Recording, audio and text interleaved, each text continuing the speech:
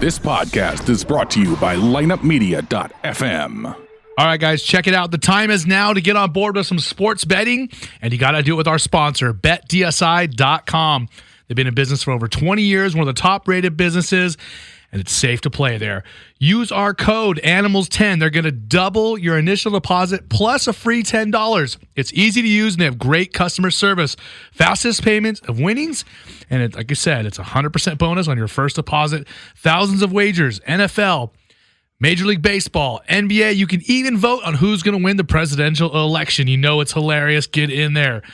And again, make sure you check your local laws and regulations before you do so. One more time, check it out. It's betdsi.com. You know what they say about one bad apple? Well, we've got two. It's American Animals. All your favorite athletes, entertainers, and weirdos are coming to you like you've never heard them before. Join Erik, Bad Apple, and Ian, Uncle Creepy McCall every Wednesday on Hot Button from 5 to 7 p.m. Pacific. American Animals on Hot Button. Get some. 3 months down into Holy American shit, man. Animals. Wow. That's crazy. 2 American Animals. And I haven't gotten fired yet. Ha! Take that, Mom. There's a pair of us, and one of us wasn't here last week. I was busy. What were you doing last week, Ian? Talking in the microphone. Sorry, I'm trying to plug my phone in like a dickhead. I was on vacation, right? I was on vacation. What I did was I went to Houston. No, sorry, that's next month. I went to... Where the fuck did I fly to? Did you just mix up what you did last week and what you're going to do next month? Yes. That's tough. Okay, so I flew into Texas, and then I went to go visit my girlfriend's family. Or Oldie Hahn. Oldie Hahn's family. I went to go visit Oldie Hahn's family because they're old as fuck too. And I, her family lives in the middle of nowhere. Like an hour outside of Austin? Hour and a half. Beautiful country, good people. It's just hot as fuck, and it is the middle of nowhere. I mean, it's August. You went to Texas in August, so it shit goes without saying how hot it is. But but it was nice to just go out and decompress and hang out with kids and just family stuff and drink some White Latin. And then did you drink some moonshine? Fuck, man. Her dad's like, "You want some lemonade?" And I was like, maybe. And then the baby asked, "I want lemonade." And he's like, "No, not for you." And I was like, "Fuck yeah, I want some lemonade," with that reaction. So then I did need to get some workouts in, so I went to Austin to go work out at the Onnit Academy, one of my sponsors. They have the nicest facility on the planet. Wait, so you went to Texas twice in the last 3 weeks? No. I feel like I went. Did I? No. I just flew into Dallas, and then we went from Dallas to Flat, which is where her dad lives, and then we went from Flat to Austin, and of course they had the first Onnit fight night, amateur fights. Wait, we talked about this already. We talked about the whole Tim Kennedy thing, all that stuff. Yes. I'm confused. And then what did we do? Oh, last week I was here talking about it. You were? Before. Yeah, I'm fucking confused, man. I got punched in the head all morning. Jesus Christ. Don't fuck with me like that. Anyways. God, deja vu. One of this reminds me of something. One of Dr. G's patients, this friend of ours, he was hanging out with the Nitro Circus guys, and he was... I'm sure their memories are great. So, yeah, his name's Brandon, and he was the one who got really messed up in a skydiving deal, base jumping, and parachuted right back into the cliff and knocked himself out. He had a legit traumatic brain injury, like when I flipped my race car. Or like when I put myself in a coma snowboarding? Yeah. So he had a real serious traumatic brain injury. It was a big deal, blah, blah, blah. So blah, blah, blah, blah, he had whatever. problems with memory and all kinds of stuff for months. And he would go see Dr. G, and every time he would walk in, G would mess him and go, "What are you doing here? You were just here 2 hours ago." And he would be like, "Fuck, I was? Oh, man, I'm so sorry." What a dick.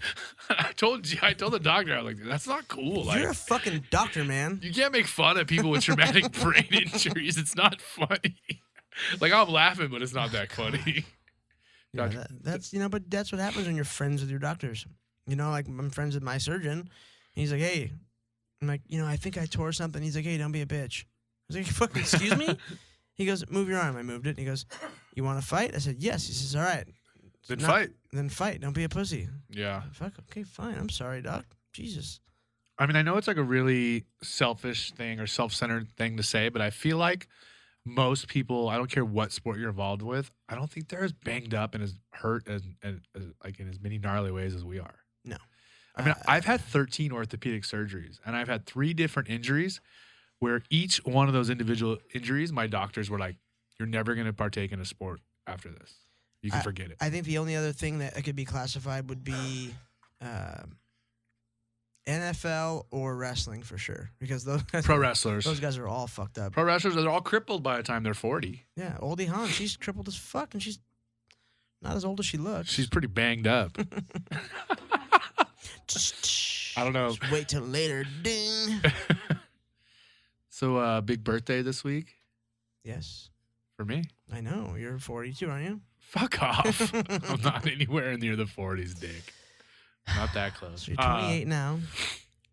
So, went to the library last night, went to the strip club. Explain. And if people don't know, the library is a wonderful men's establishment in northern Orange County. It would be Orange County, wouldn't it? Yeah, it's like Garden Grove, Westminster, Huntington Beach area. But it's really cool because it's like Because it's a fucking strip club? Well, there's as many girls in the club hanging out as there are guys. Like there's like everyone just goes there on Tuesday nights. It's the best place to go. So it's really fun. Does Madzilla, whatever the fuck her name is, still work there? No, not anymore. I know some really funny stories about that girl. I'm fucking sure you do. I may or may not have a story or two for you. It's so funny, these girls who are like strippers and then become Instagram famous, and now they think they're like legit a big deal. It's like, you're a stripper. You're a stripper. Like, I remember when I used to crumple up dollar bills and throw them at your butthole. Like when you were working. Like I know you have 1 million followers on Instagram, but like I have 4 million. Okay. my friend brought you groceries when you couldn't eat, like, and you sucked his dick for it. Like you're not famous. Calm down. Not that big of a deal. They have nice butts they take pictures of daily, so that counts for something, right? I mean, Moral compass is straight ahead on that one. social media is social media, and I don't know what to say. God bless them. You know, we shouldn't slut shame. That's gross. Is that a thing now? Slut shaming? Yes. Oh wow. Is that up there with the? I just call it dirty talk. Is that up there with the toxic masculinity? Yes. You guys exactly. are too much. There's too much man in you. It's toxic. It's gross. Ew. I learned that listening to our friend Joe Rogan. Toxic masculinity. It's I've gotten into his show lately. Unapologetically masculine. You should. It's a great show. Well, I've always liked Joe, but I never really got into his show. But I'm into it now, and man, you know what I listened to? I listened to Lance Armstrong today. That's a fucking good one, too. I mean, that's a pretty big deal. You have Lance Armstrong on your show, and he like openly talked about everything, and was super open. Like I thought that was pretty cool. Yeah, I think he had a point to prove, and he definitely conveyed that. It was a really it made you like him. It endeared you to Lance Armstrong in a whole different way, and you kind of saw his side of it at least. And I like the guy. I never hated him. I never had a reason to hate him. I mean, I never faulted the guy. I mean, I 100% believe the top 20, 30, 40 guys in the world of cycling are all doing the same shit he was. They're still doing it. He was just doing it better. Yeah. I mean, something like the top 20 guys were all caught doing something at one point. So it's like, it's as far as I'm concerned, it's an even playing field. Yeah. And they're fucking riding a bicycle. Who gives a shit? Well, and all the other guys, I think Jesus I remember. Christ. I think I read that like every other guy who he competed against said it didn't change the results. He still won. He was just better. He was going to win anyways. Yeah. Like He's a savage. if we were all not taking anything, he still would have beat us. So he just has that mindset, and he came across very strong in that manner on Joe's show. It was nice because you kind of saw he's a fucking winner. yeah. He is a winner through and through. No, I mean, he said like I had a job, I got paid to do a job, and I went and won. Like what the fuck? Yeah, sorry. The craziest thing is all the people who like sponsored and stuff who want their money back, which is to me ridiculous. Get the fuck out of here. Like you paid for marketing, you got big marketing. Like he went out there and won for your team. He built your brands. The money that your company made those years made more money. So what are you complaining about? Yeah, go fuck yourself. 100%. And you know he whatever. They had a whole system. I don't fault him for it because there's that much money involved. There's that much pressure, and everybody else is doing it. Everyone else has their own doctors. Sorry, there just wasn't a documentary made about everybody else. I want to get Lance Armstrong on this show someday. Lance Armstrong would be really interesting to talk to. Get him drunk and stoned and see what he has to say. I would ask him all kinds of weird shit. Fuck yeah, we would get into a whole different ballgame. I would definitely like to learn about EPO and like all that stuff, and like because I'm sure they had some real like high tech scientific shit going on. Oh, he had a doctor that was with them at all times. I'm sure more than one. Yeah, but I'm saying, well, you had a team of doctors, whatever it was. They had guys, working on them daily. I heard that when he slept, they worked on him.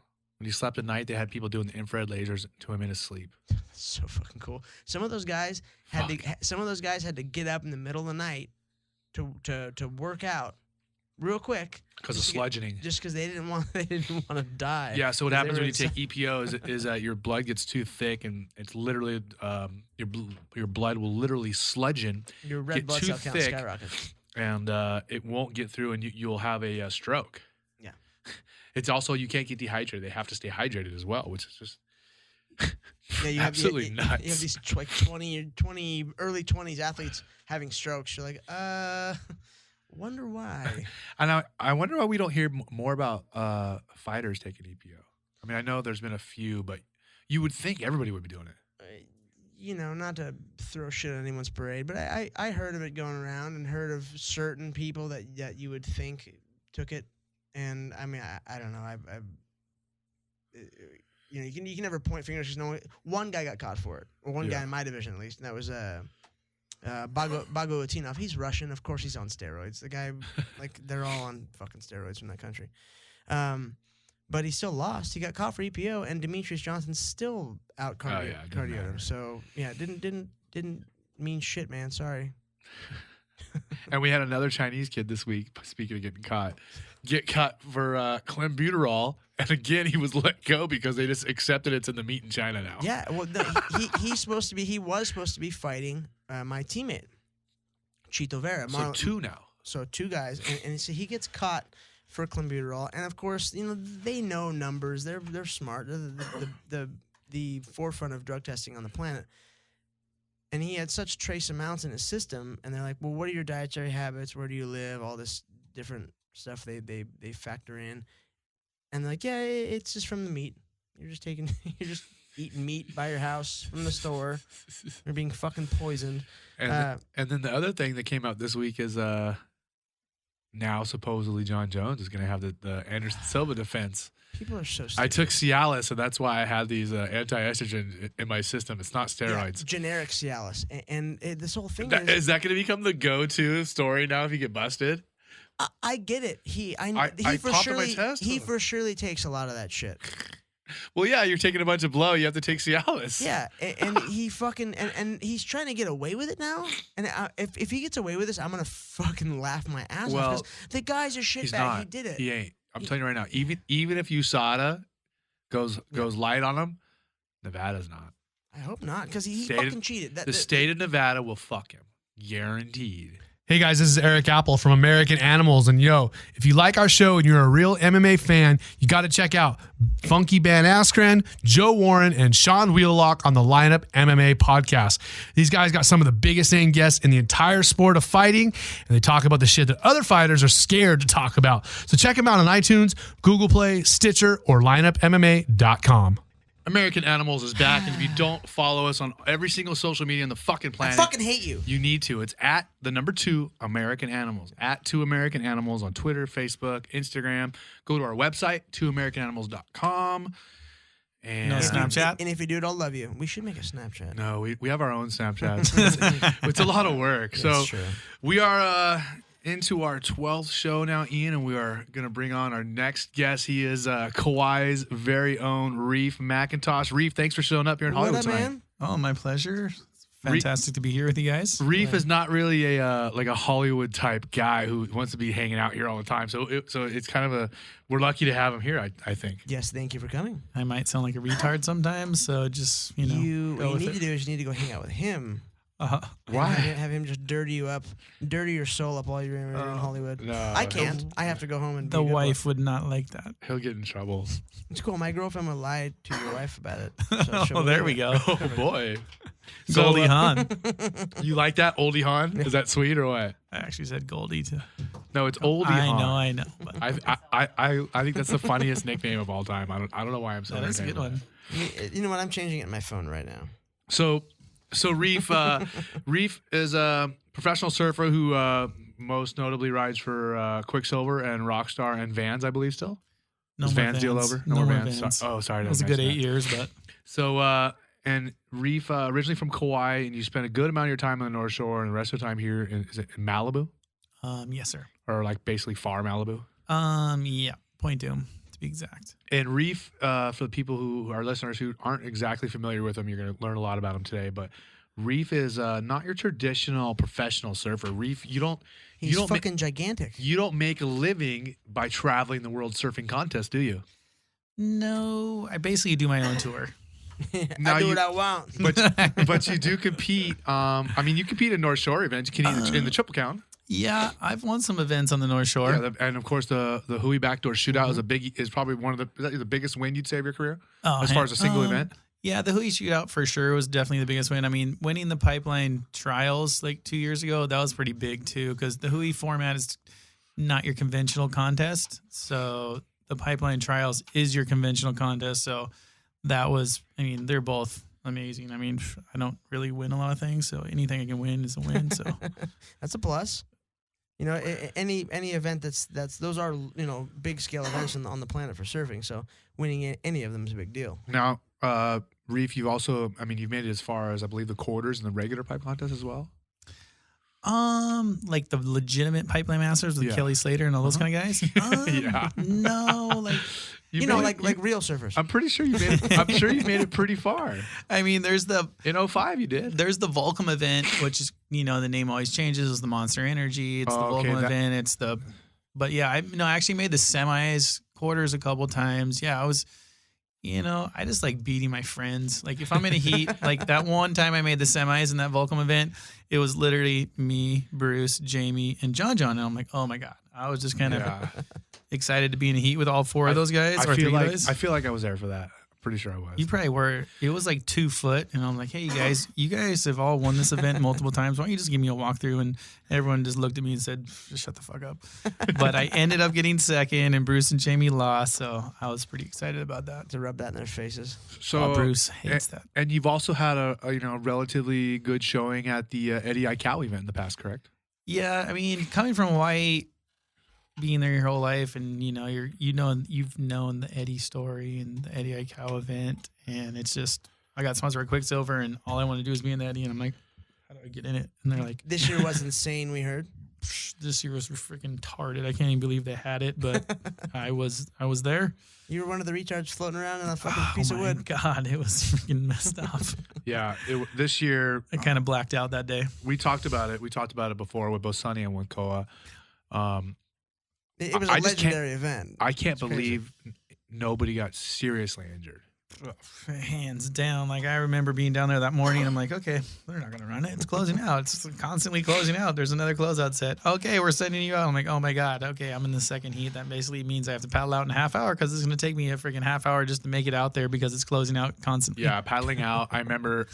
Actually, now it's all. I remember. I think you held back, and remember I told you. I go, no, there's a set coming, or you went. Me and Jamie went and we Okay. got smoked. And I told you guys. Everyone else was laughing. So Ian, when it's that big, you got to paddle out from the corner by the road. And we were sitting there, and I remember, I think I told Reef and Jamie, I go, no, I'd wait a minute. And then you two went and got worked, and somebody else stayed back, was like stoked. The other 4 people stayed back and were like laughing at us. But I don't know. I just had so much anxiety and anxious. I just wanted to get in the water because once I hit the water, it all goes away. So even just getting caught inside, I mean, I did waste a lot of energy, but it just felt good to get in water and just kind of get it all out. Yeah. Well, so that's our little brief intro. But so let's go back. So you grew up on Kauai, and you've been on the North Shore at the Quicksilver House there for I think 8 years, 10 years, more. 15. Wow. Yeah, it's been time flies. So talk about your transition from a kid surfing on Kauai to you're now. Basically, that's your spot. The Quicksilver House is pretty much your spot that you run in the North. You finally got a bottom bunk, right? When I first got in there was no such thing as bunks. But as times got tougher, bunks beds appeared. But growing up on Kauai was amazing, and I was surrounded by some amazing surfers at the time. I mean, all my friends, but you don't even know what's going to happen 10 years from when you're a kid, like 14 or 15. I mean, I saw some people that I was like, oh yeah, he's going to be world champ for sure. And I just watched people do what they did, and I tried to be it, and it didn't happen for me. I kind of took the long road, I guess you could say. Like, I don't know. I don't like to throw my parents under the bus. But that's what I want to hear. So you didn't take the traditional route to being a professional surfer. You weren't a kid who was winning NSSAs and winning all the junior events as a teenager, and everyone was like, oh, this is the next big star from Hawaii. You took a different route. Yeah, I definitely took the route. I looked up to guys like Braden Diaz or Cody Graham. Those are just guys from Kauai that went to the North Shore and turned into, established pro surfers and had a nice career. And that's all I wanted. I just wanted to keep it simple. I just want to get paid to surf, and I didn't want to go on the tour or nothing like that. I feel like I was a little too big for that, like height wise. So I knew pipeline, and I was like, that's like the only way in the world guys get paid to surf. So I was just like, I'm just gonna go there and make it happen. But it didn't happen, and I went home for about 10 years, and then I went back and tried again, and I caught that one wave, and that was that. So yeah, talk about that. You're talking about the first time you won wave of the winter?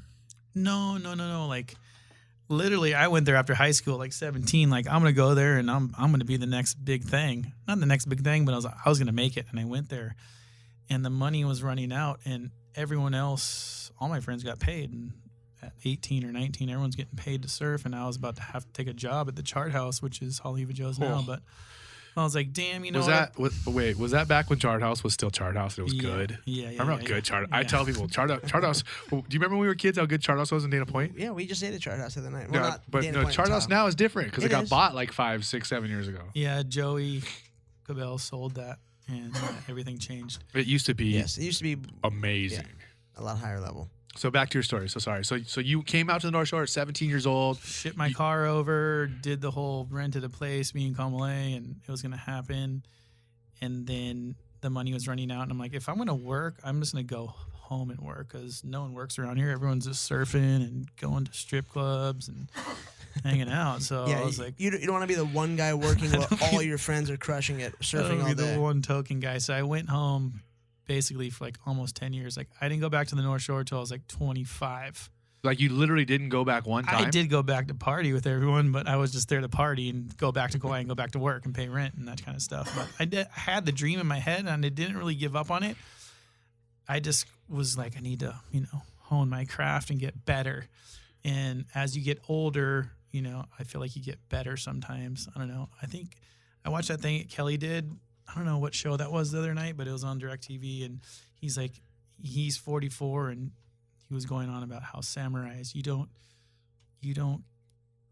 stop being a samurai as you get older. You get better. You get a 10th degree, a 9th degree, all that kind of stuff. So I came back at 26 and basically caught this one wave, and that was it. And just change your life. I just caught that one wave of pipeline, and I knew that was the one spot. If you catch that one wave, the whole world's, not the whole world, but the whole surf world's watching. Yeah. So was there a point when you were younger that you were like, you had a conscious thought in your mind, like, look, if I want to make it as a surfer, I need to dominate here at Pipe and Backdoor? I wouldn't say dominate, but I just like. But was that a conscious thought where you were like, hey, if I'm going to do this, this is where it's got to happen? 100%. That's like the only way. That's the only way in the world guys get paid to surf is pipeline. Obviously, there's a major danger factor, and unfortunately, it's killed the most people out of any wave in the world. So I feel like that's why it's justified. Like, hey, if you can surf pipe really good amongst the wave and amongst the crowd, then we'll cut you a check. So, who became your first paying sponsor? Quicksilver. That's quite a step. It was cool. Yeah. I mean, I was, just to get the sticker on my board and get a box of clothes, it's like, oh my God, that was it.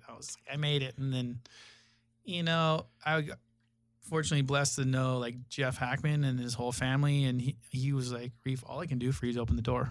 That's all I can do. I can't pay you. I can't promise you anything. I can just open the door, and the rest is up to you. So he opened the door, and I walked through it, and it took me a couple of years, but So it started off just getting, just like everyone else, getting a little bit of product and some small checks, product, couple $100. You know, when you hang out with like a guy like Jeff Hackman, you meet all the upper echelon of Quicksilver between Bob McKnight, Pierre and Yes. You know, there's so many people you meet, and then that kind of trickles down to the guys downstairs. And I remember I met Taylor Wisnan, who was in charge of marketing in America, and he's like, "Oh, I heard so much about you. What do you want to do?" I'm like, "I want to get paid to surf." He's like, "Well, I can't help you with that." I'm like, "Okay, well, you know." What do you mean? Why are you asking? Well, what can you do for me? He's like, I mean, can you buy me 5 inter-island round-trip tickets? And he's like, yeah, I can do that. Okay, so he bought me 5 round-trip tickets. So basically that one winter, I went to the house when Strider was running the house. It was like the second year they had it. And I would hang out there for 2 weeks, surf, whatever, go home, work. Did you just burp? Sorry about that. He told me, I go home, work. He tried to talk pay through rent, and then I'd go back again. So I just went back and forth. And it was the one year, I don't know, I think it was like the first year Jamie beat Bruce, and Pipe was like amazing for that event at the time. It was like the Hansen Energy Pro or whatever. And I remember that day was. Whoa. Do you know that's Monster? Yes. Yeah. So go on. And I remember there was like the event was 3 days in a row, just smoking pipe. And the final day was just cranking, and everyone was just drinking and having a good time. And I remember me, Fuller, and Nate Fletch were like, we were just chomping at the bit to like, okay, there's fucking 30 minutes left in the final. So by the time we get down and paddle out and get through the shore break and get out to Third Reef, the final will be over. So we did that, made it out, horn blew. Here comes the first Third Reef set. Like, who's going? And everyone's kind of looking at each other. I'm like, I'll go. Here it And I is. caught that first wave, and that was the wave that Hank photos over there on the jet ski. And Everybody on the beach, everybody's watching. it wasn't more. It was kind of about the beach, but it was more so that image that Hank captured, and he was on retainer with Quicksilver, and Taylor saw that photo, and he's like, "Oh my God, you fucking crushed it!" And They gave you an opportunity, and you fucking ran with it. exactly, he was like, "I'm like, yeah, I crushed it, but it would have been cool if I could have stayed there all winter and not have to go back and forth." He's like, "Okay, yeah, that's the plan." Like, what are your bills? And basically, I didn't have any bills. I had like rent was like $400. That's all I had. I didn't have a car. Wow. I didn't have a cell phone. I just had rent. So I'm like, and I remember right at the time, Shane Magnuson got the cover of Surf. I'm like, dude, what do you get? He's like, I get $2,500 a month. I'm like, okay. Obviously, I didn't get the cover of Surfer, but I'm gonna aim high. Like, if he shoots me down to $500 a month, I'm stoked on that. But I was like, $1,700. He's like, cool, done. I'm like, damn, okay, $1,700. Fuck, I made it. You went from making nothing for surfing to $1,700 from one sponsor, Well, I went from working at a restaurant to making $1,700 a month Which- for surfing. which is a good deal back then, my right? God, it was freaking mind-boggling. I mean, if I had took that, I'd take that right now. But Well, I mean, obviously- because it's funny because I mean, I remember like some of the old school, especially Hawaiians. Hawaiians used to have some of the funniest sponsorship deals. They would literally negotiate with sponsors like, well, you how about you pay all my my utilities? exactly. They would literally like Quicksilver would just straight pay people's utilities. Like one sponsor would pay my rent, another sponsor would pay my utilities and my phone bill, and then another sponsor would just give me some cash every month. Yeah. Like literally, that's how some people would do it. Yeah, So they it's keep it simple out there for sure, 100%. pretty funny. So Necessities, man. That's all you need out there. Yeah, you just need your bills to be paid, and that's it. Go So, surfing. so you're in good hands now with Quicksilver, and at that point, were you in the house? I mean, put it this way, that was 15 years ago, so obviously a lot has changed since then. And at the same time, I was just another face at the house. I wasn't like running it or any of that kind Strider of stuff. was. Strider was, and there was all kinds of faces at the time at that house. So over the years, the game changes. What I mean, surfing changes, and you start to wear like multiple hats. And Yeah. obviously, I was a little bit older than 99% of the people in the house, so I didn't mind taking the reins, and people listened to me, and I just So point the finger. You're a lot bigger than most Does- fucking surfers, so does- I would listen to you too. does Quicksilver? And Quicksilver owns that house. They don't rent it every year. No. They own it. They don't own it. They don't. They should own it, but I mean, in the last 10 years, they probably paid enough in rent to buy it. 100%. Yeah. Like if they, put it this way, Strider was telling them then, like, you guys got to buy this house. And they're like, pfft. They kind of just laughed at him. And now they're like, So they've been renting the house for 15 years plus. Jesus Christ, that's a fucking lot of money in rent. Peak season. And do they rent it in the summer? Ugh. Or no? no. normally, like the last, let's say 12 years, it was just 4 months, but the owner of the house changed his policy. He's like, hey, I need you guys to rent it for 6 months because he gets a bigger tax break. He's like, if you guys don't, I'm going to find someone else. So obviously we're renting for 6 months now. Yeah. So we Yeah, have you from can't give it October up. 1st to Oh no, 2 more April months. 1st. You can't give it up. Shit. You guys want to come hang out because it's empty. So what happens if you're not Yes. there? What happens to the house? Oh man, there was this episode last winter. I really wish I would have been there. Damn it. Well, just for everyone who doesn't, the listeners don't know. So the house we're talking about is right on the beach at Pipeline. It's one house over from the path. It goes right to Pipeline, like next to Jerry Lopez and the Volcom house. So go on. So what happens when you're not there? Last year, like my wife comes and my baby comes, so I'm normally there in the daytime, do the nighttime, and then I go, sleep at the place we rent separate. And then this one night, I came back the next morning and they told me what happened. I was like, man, I'm not gonna name names, but I'm like, why didn't you lay these guys out? They just came in here storming around looking in rooms. Like if I would have been here, oh man, I would have. Someone would have got fucking I would have loved punched. to have been here. like- Loved to have been here, but it might have been a good thing that I wasn't there because The rules are a little different in Hawaii in general, and the country, like the North Shore, people don't quite understand the rules out there. It's a little different. A little different. It's a lot more mellow out there now. It is than a it- lot than it it's- was it's a- 5, it's- 10 years well, ago. It's 100% more tame now, but obviously the next morning Kyborg was there and he set everyone straight. So what? Someone just stormed in the house. Like at what time? No, it wasn't someone. It was, put it this way, it was a Volcom rider. Just He wasn't from Hawaii. He was from Australia. so a Volcom. So So you know he's obnoxious. we can narrow it down. We could probably figure it out real quick, but we won't. So what? So one of the Vulcan riders just came next door and started cruising in the house. One of the Volcom riders and another Reef rider, the boyfriend, came looking for the girlfriend. That's always a great situation. Oh, Fuck. I can't believe the Hawaiian in the Quicksilver house didn't just freaking step back and just lay these guys out. Oh wow. But I okay. mean, he's a fresh team rider, but I don't know. He's a big, some big guys are super soft, and he laid down the law later. But I was like, it would have been a little late. It would have been nice to do it right then. Hey guys, this is Erik Apple from American Animals, and wow, I was listening to the Ocho Man Behind the 8 Ball podcast the other day, and I realized this might be one of the funniest fucking shows I've ever heard. You've got to check it out. These guys do 2 shows a week on the Lineup Media FM network, and I'm listening to all of them now. You can get them on iTunes, Google Play, Stitcher, or ochoman.com. We are back Yo. here at the Dash Studios. You're listening to us on either Dash Radio or possibly on the LMG Podcast Network. Erik Apple, your host, along with Ian McCall, who's usually here. 99% of the time he's here. He's rarely not 9 here. out of 10. Sometimes I'm gone. And we are hanging out with good friend and professional surfer Kauai's own Reef McIntosh, who is enjoying himself here. I mean, it's nice to get you out here in Hollywood, buddy. I should have told you to bring some pants. I should have taken you to the club afterwards. Look at the face he makes afterwards. He's like, oh, God, Nah. scared. Gotta go home. No, I would have. So, Reef McIntosh, professional surfer. He's not necessarily a contest surfer. He's done well in a contest on the North Shore and in Hawaii. But Reef, you get paid. You're more of a lifestyle surfer. You ride, you're known for charging pipe, backdoor, off the wall, and riding big waves in general. And I want to ask you, what was there a point when you were like, okay, I'm starting to make some money doing this, but I'm not out there winning heats every week or every month. So I really need to focus on chasing the waves and getting the shots and getting video. Was that a conscious thing? Definitely a conscious thing.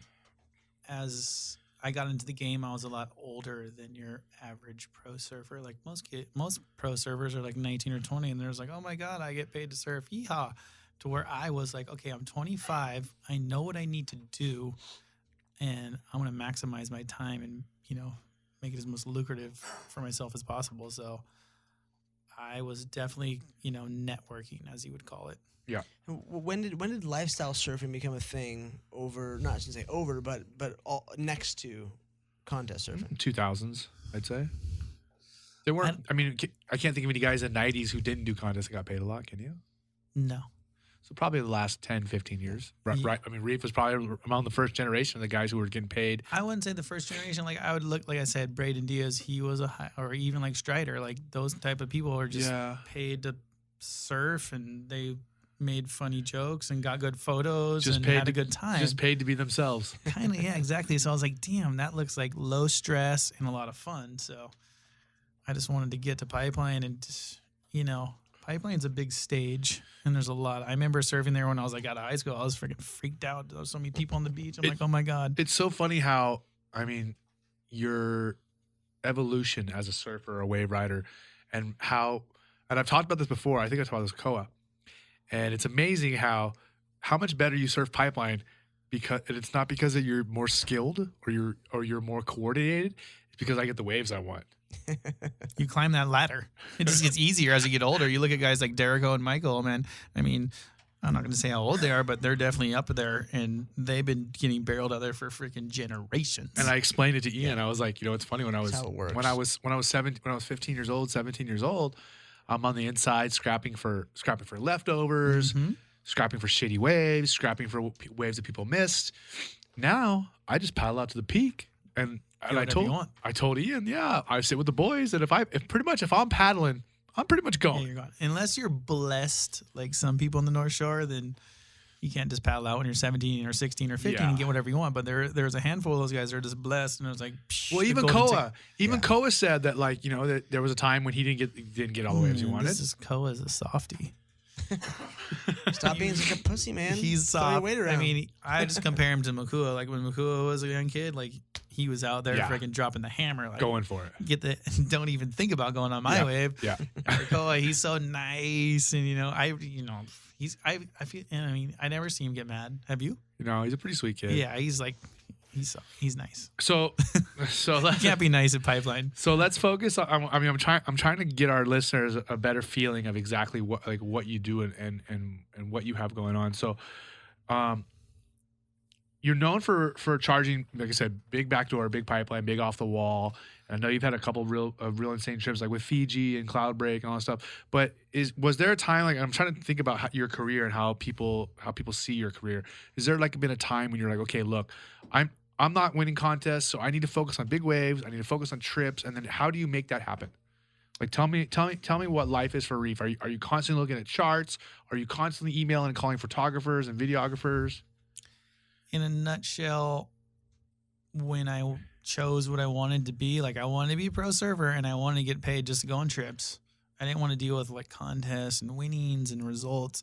So all I want to do is go on trips. So I went to Pipeline and caught that wave, and Quicksilver knew. I mean, they all knew that, like, obviously this guy's not good at making heats at Huntington Beach or, over in France or wherever the crappy waves are. Like, he's basically, I just want to get paid to surf exciting waves and be Fiji, Tahiti, anywhere, Mavericks, freaking West Oz, big. Like anywhere is big and scary. Like people are like, oh, you should go to Costa Rica. I'm like, dude, I don't get paid to surf fucking small waves. I get paid to surf waves I can die in or waves of consequence. So I'm constantly, not every day, but every couple of days, I'm, on the sites looking like, where's the action? Where am I going to go? If there's a big blob, then I'm going to that blob.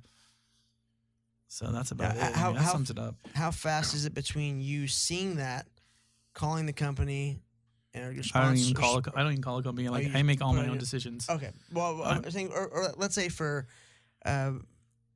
any sort of big wave hunter, they go, okay, I see a wave. Now, do you have to call sponsors first, and then work out the payment for the thing? You buy it yourself? No, I'm sure he has a budget and he gets reimbursed. Everything's streamlined to where you make your own decisions. You have your own crew. You have your own circle, whatever you want to call it. Like, you're just like, okay, we're going. You see that? Fiji, you in Fuller, Russo. Okay, bam, bam, done. Yeah.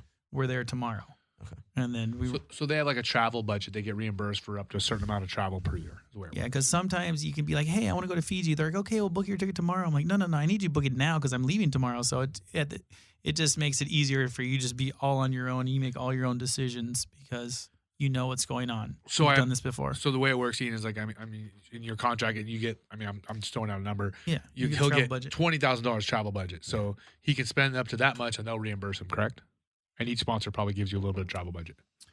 In a nutshell, yeah. Sometimes they don't because sometimes it was big, hey, give me fucking 150K and that covers everything. Photo incentive, travel budget. Yeah. It's all in there. So Yeah. I like to do it like that. So, and then another question I have for you, Reef, is growing up in Kauai and in your teens and early 20s, were you known for, or did you feel like you were known for charging big waves, or did that become something? Because I see you being a little more cerebral and a little smarter than the average pro surfer. So did that become something you were like, look, this is how I'm going to make my living. I'm going to have to learn how to ride big waves and how to handle those situations better and be safe. And I'm going to have to learn, I'm going to have to get in better shape and learn how to like I said, handle that. Growing up in Kauai, you're surrounded by like world-class waves, and there's one beach break on the North Shore of Kauai. It's called Pine Trees, and it's like the worst beach break in the freaking world. And I remember school is literally right across the street on Lake School, and some people would just go straight to Pine Trees, and I'm like, wave sucks. Like I'm sticking my thumb out, and I'm hitchhiking out to Hyanna because I want to check those other waves out there that are like reef breaks that are, a little more legit than a beach break. So do you find yourself? I mean, it's kind of, don't take this the wrong way. Oh, no. Do you find yourself pushing yourself maybe more than you would like to, or more putting yourself in uncomfortable situations because this is part of my job and this is who I am and this is why I get paid? At the time, I wasn't, thinking about like I'm getting paid. Like this is what I got to do. Like you're just a kid and you just want to get better. And I don't know, big waves are more exciting than the beach break or anywhere else around the coast that you're surfing. So I just wanted to I wanted to get really good in like big waves and scary waves and gnarly waves, and I didn't want to be comfortable at a beach break. Now, and have you done the class that a lot of people go to on the Big Island, the breathing thing, for a couple of days? The mammalian dive reflex class. There's a lot of those courses going on these days, and I'd say unfortunately I haven't made it. I'm pretty damn comfortable in my capabilities. I mean, I don't smoke cigarettes or weed, so I'm like, my lungs are fully capable, and I feel like I've been in some situations where, okay, I'm pretty comfortable and I can handle myself. But if I was second guessing myself, or I was like, I don't know if I should be out here, like, can I hold my breath long enough? Is my body right? Like, if I ever thought that in my head, I wouldn't even be out there. See, that's a huge thing that people don't understand. There's a full mental game out there. I mean, 100%. I think something like that. I mean, every sport is, most of it's mental. It's your ability to stay calm, right? That's the biggest thing. Yeah, stay calm. Is because pretty much any decent athlete can hold their breath for a minute and a half, even if they're not used to being in the ocean or in the water. Yeah. Now the problem is can you hold your breath for 30 seconds, 45 seconds maybe at the most, while getting beat? Yeah. Can you hold your different. breath through a whole entire 45-second car accident? Is basically what it's like. The fucking washing machine sloshing you around and putting all this pressure on your, when that's happening to you. I mean, obviously, what it's like. Apple, you're out the wedge. Like, oh my god, that's like an amazing training ground right there. Just get pounded. Like 5 seconds feels like a minute. I mean, listen, compared to coming to the North Shore and surfing waves on the North Shore, the wedge is Disneyland for me. I think it's a joke. I don't take it seriously at all. Nothing. Even the poundings? No, nothing. He loves getting pounded, bro. It's nothing all night. compared to the beatings compared to the beatings I've taken on the North Shore and compared to say the beatings I've taken in Porto. Wedge is like a joke. I don't take it seriously at all. Okay. I have zero fear of repercussion of wedge. Maybe I'm stupid, but I mean it's a sand bottom. It's not that shallow. I mean, after surfing Pipeline and Chopu and Porto Escondido, how could you even consider having a care in the world at I guess wedge? the wedge looks scary because I've never surfed it. Yeah, I was like Porto, easy, Chopu, all that stuff. No big deal. Wedge. Yeah. See, to me, a 5-second, 10-second beating is nothing. I'm more concerned with 10 wave beatings. a 10 wave set on the head at Porto Escondido, because then you fucking drown. Yeah. You're getting drugged across the fucking Listen. Here's the reef. thing. Here's the thing. If I ever have something go wrong in the ocean, it's gonna be because I drowned because I took too many sets on the head and I couldn't handle it. You're gassed. It's not gonna be because it was too violent for me and my body couldn't take it or I got hurt on the bottom. I'm way more scared of that. Like I've been to Porto Escondido before and I was there for like 10 days straight and it was big the whole time. And I never went back. And I was like, fuck that place. I'm never going back there. That place is legit. Because I nearly drowned. Literally every day I almost drowned. It doesn't push you in. It just holds you. Pulls you right back out to the impact zone. So other places like here, like The wedge. The wedge is an example. So One wave, you're on the beach. for our listeners who don't know, the wedge is pretty much the only big wave spot in Southern California. It's set up by the way the jetties are built. The jetties are built in the 50s. And the wave, a south swell refracts along this jetty and multiplies on itself until it hits the beach. Now, the thing is, you have one big beat down, maybe two at the most, and you're on the sand. It's over. Yeah. So other places, open ocean power, you're out there and it's just you and the ocean. You gotta hold on. Pipeline, you get pounded from third reef to the beach. So you got second reef, first reef. And you know, and I talked about this with Koa before as well. And it's funny how as you get older, well, maybe you're different because you're really putting yourself in a lot of dangerous positions. But I found as I've gotten older, I mean, my bad experiences have really shrunk because I know what not to do and where not to be, and I just avoid it. Like, I mean, Yeah, you avoid that shit so it doesn't happen anymore. Yeah, I'm over it. It doesn't feel good. I don't want to get caught inside a back door anymore. I don't want to get caught inside a pipeline anymore. That's fucking terrible. It's not fun. No, it's not fun. I remember, was it last year? I think it was last year when they called the Pipe Masters off. And it ended up being like the best day of the year. But obviously I got, you got to earn it. I remember I literally jammed out there, I got a couple good ones, and then all of a sudden, like this, I don't know, it wasn't the set of the day, but it was just obviously too big. That's why they called it off. And just a third reef smoking 20 wave set just broke my leash. And then, I got washed in eventually, but it's like down almost Rockies towards Rockies, like past the lifeguard. I did that when I was like 19 years old, and it never happened again because I just like, no, fuck that. I'm over that shit. Yeah. I literally had the same experience, and I had the lifeguard on the ATV just riding down the beach 3 miles an hour, just watching me the whole time. Because he's like, fuck, I don't want to swim out there. Like, I'm going to hang out and kind of hope this guy's all right, but I'm not swimming out there to get him because I can't. I'm glad there was like 5 or 6 other people that got washed in with me. So oh, it's terrible. It's then you got to walk all the way back up the beach, grab another leash. People don't understand it. So, talk about living at the Quicksilver House on the North Shore. I want to know what's the best thing about having that house, and what's the worst thing about having that house. Oh, the best thing about having the house is you're right there on your stage that you want to go dance on, and then the worst thing about it is that everyone else is right there that wants to dance on that stage. So you constantly have an influx of, people coming each other in and getting better and better. I mean, it's just the traffic. Well, yeah, of course. People wanting to park in your driveway and people leaving their crap everywhere, and you got to clean up after them. And you're the oldest one there, right? I'm the oldest there, and I'm like a broken record. Hey.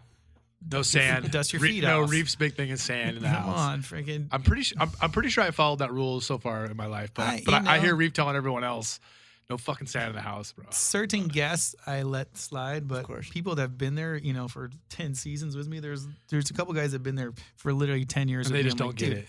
God, what do you want me to do? Freaking knock you out for you to get it? Like, I'm just so tired of repeating myself to you. I'm like, you should be freaking helping me, dude. You're 30 years old. What? You don't see the trash is full? Take it out. So stuff like that. I'm guessing it's hard to really call upon the group of people that are always there because it's everyone's a prima donna, and you it's either prima donnas or fucking retards. Same thing, pretty much.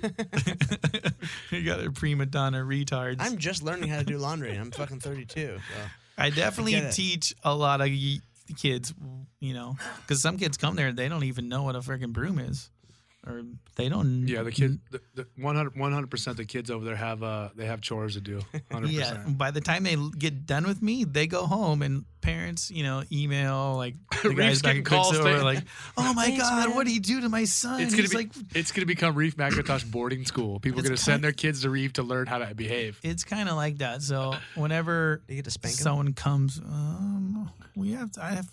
people give out. I've had some slaps with some team riders, but literally people come from other countries and they got different customs and stuff like that. So I give them, your first time with me, I give you guys like a grace period. Like, okay, it's the first time with me. He's 14 years old, I'll give him a break.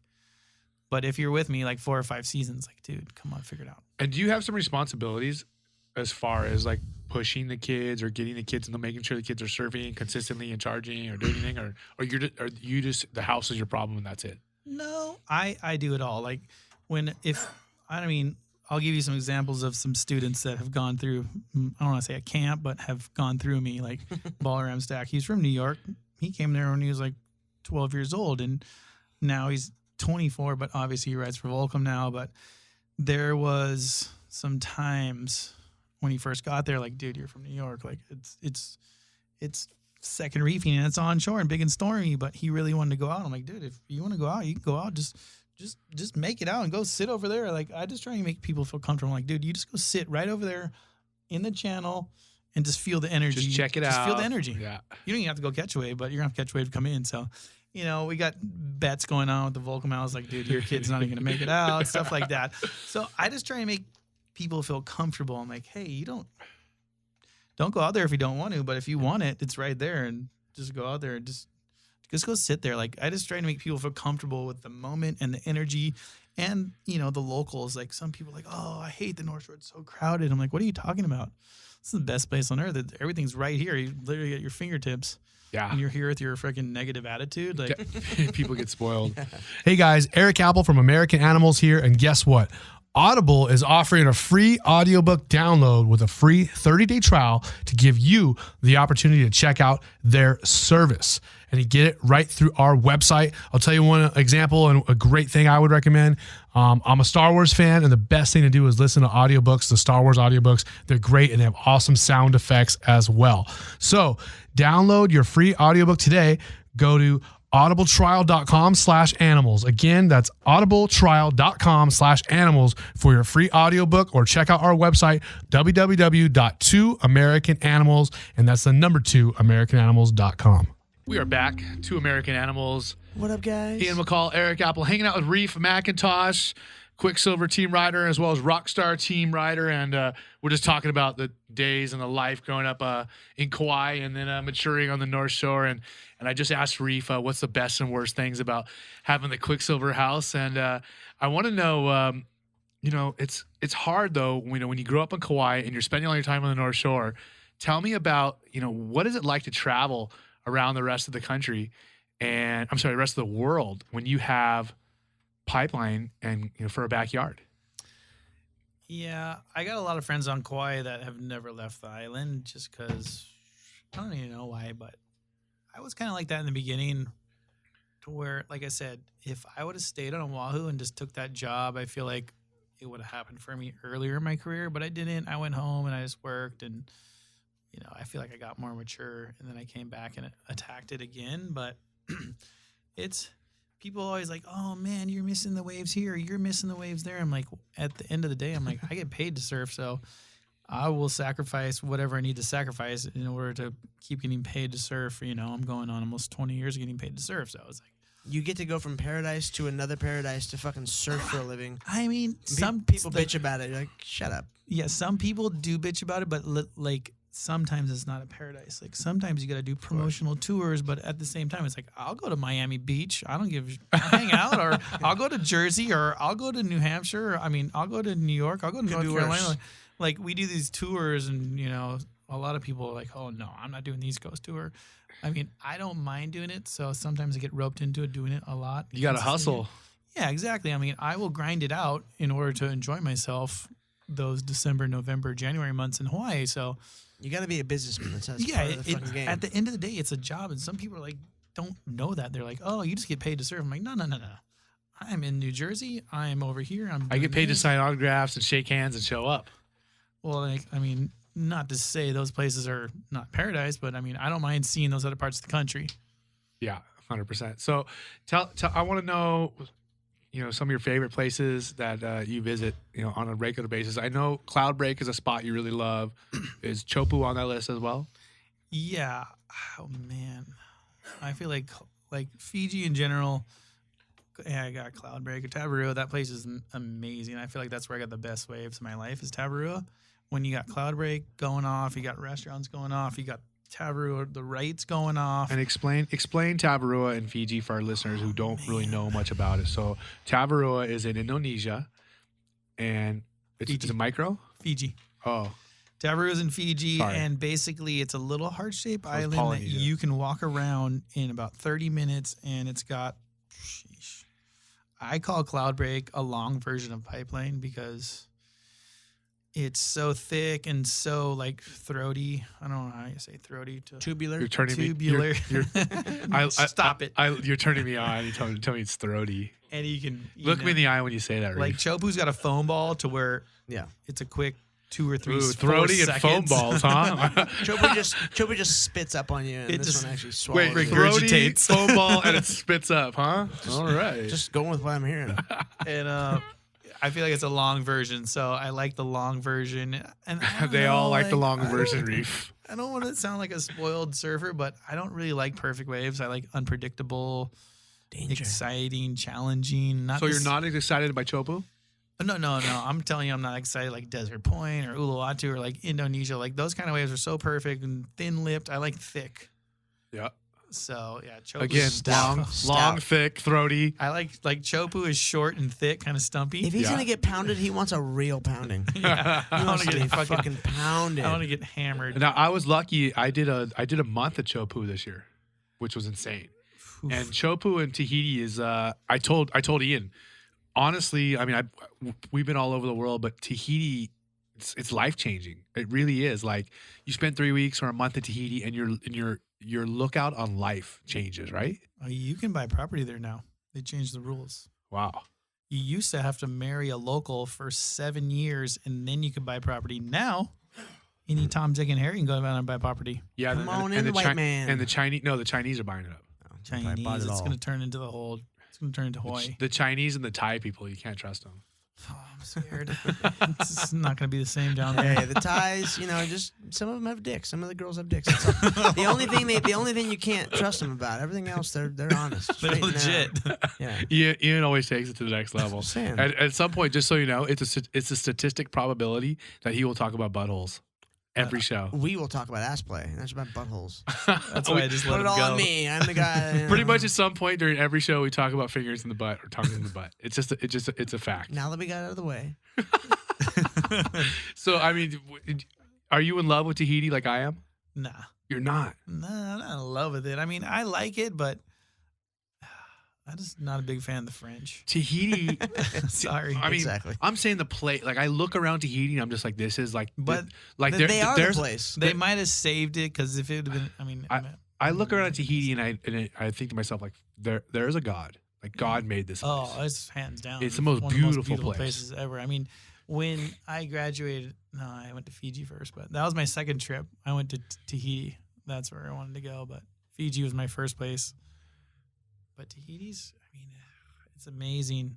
The food, I almost enjoy I don't like the the. food. I wasn't stoked. I on would the almost food. enjoy the food more than the waves. Really? You like the food? And the beer. Oh my god. Oh, Hinano, huh? I love Hinanos. Everyone loves it. I love all the raw fish. Oh man. And the black pearls. I like the outer islands down there, like Raiatea and. Sheesh. I mean, I was just psyched on Chopu. It made me trip out. I was like, I don't even know why these guys. Why?